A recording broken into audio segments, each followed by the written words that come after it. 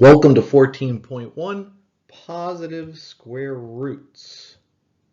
All right, so please do this list and don't just write the answers, write the problems as well, because you're going to need it for this period or for this lesson. So now, first of all, you say that as 1 squared, right, which is 1 times 1, which is 1. 2 squared is 2 times 2 is 4. 3 squared, 3 times 3 is 9. And so pause and finish the rest of them. 4 squared is 16, 5 squared is 25, 6 squared is 36, 7 squared is 49, 8 squared is 64, 9 squared is 81, 10 squared is 100, 11 squared is 121, 12 squared is 144. You should have had all of those memorized by 3rd grade. Now, you're going to need to memorize the next 5 that you see there as well.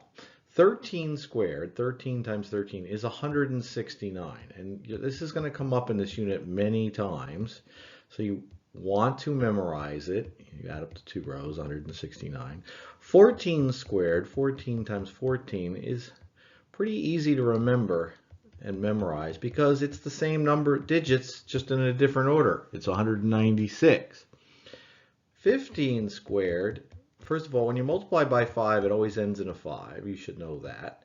And it turns out that 15 squared is 225. 20 squared, well, is easy because 2 times 2 is 4 and 2 times 20 is 40. So you just keep adding zeros. So 20 times 20 is 400. And 25 times 25 has to end in a 5 as well. And it is 625. So 15 squared is 225.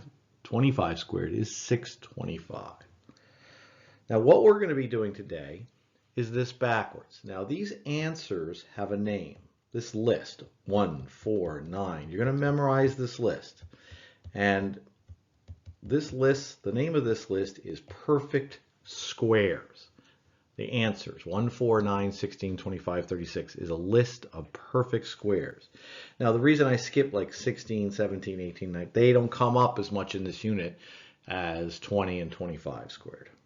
All right, so let's understand why these are called perfect squares. All right, so if I tell you there are 15 rows here and 15 columns, how many little squares have to be there?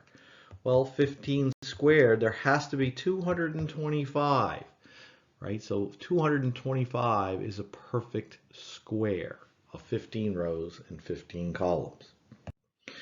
Right, so if you have 3 rows and 3 columns, there must be 9 squares. The area of that, length times width, is 3 squared equals 9.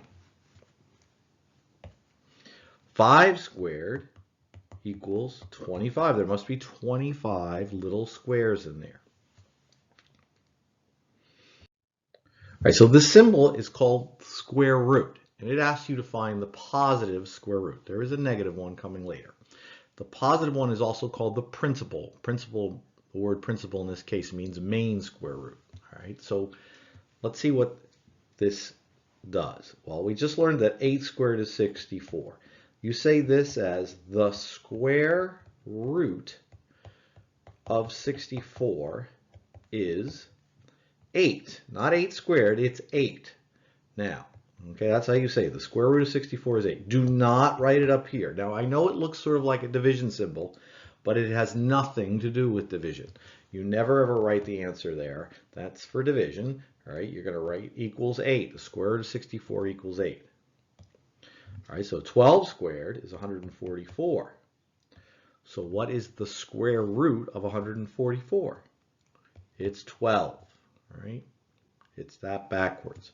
If you have 144, well, we'll go over that in a second. Well, if you have 144 squares in here, you're going to have 12 rows and 12 columns. That's what you're going to see on this screen. If there's 16 squares, how many rows and how many columns must there be? There must be 4, right? Because the square root of 16, there's a little v in front of there, equals 4. All right, now people often say, well, why can't I do 2 times 8? Because it's a square. If you do 2 times 8, that's 3, 4, 5, 6. I should have made them more even, right? 2 times 8 is 16, sure, but that's a rectangle. We're looking for a square. Square, the sides have to be the same. That's why it's not division at all. It's the square root of, it's 4 squared backwards. Square root of 16 is 4. So the square root of 36 means that this must have 6 rows and 6 columns. The square root of 36 is 6. Square root of 49 is 7. Square root of 121 is 11. We're trying to help you memorize these. Square root of 169, 13.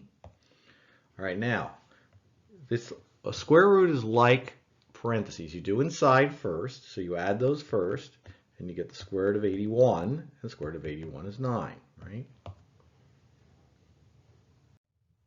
right, there's a little trick for square roots for numbers that end in double zero. If you can do the square root of 9, you can do the square root of 900. What do you think it is? Hopefully you put 30. Yeah, 30 times 30 is 300. Now, usually get someone who says 300 times 300. Now, 300 times 300 is way too big, okay? Because you do all these rows of zeros. Third row, you have to go over twice. And what you actually get for 300 times 300 is 90,000, not 900. So if it has 2 zeros, you put one of them back, is the trick. So the square root of 64 is 8, so the square root of 6,400 is 80. 80 times 80, 6,400. All right, the square root of 144 is 12, so the square root of 14,400 is 120. Right, so let's practice. Square root of 25 is 5. Square root of, so this, you do the subtraction first and get 100. Square root of 100 is 10. Square root of 225 is 15. Square root of 400 is 20. Square root of 625 is 25. And square root of 2500 is 50, right? Because square root of 25 is 5. Double zero, put 1 back. Square root of 10,000 is 100, right? There's the double zero. So the square root of 100 is 10, and we add 1 0 back. It's 100. 100 times 100, or 100 squared, is 10,000. Good luck with the homework.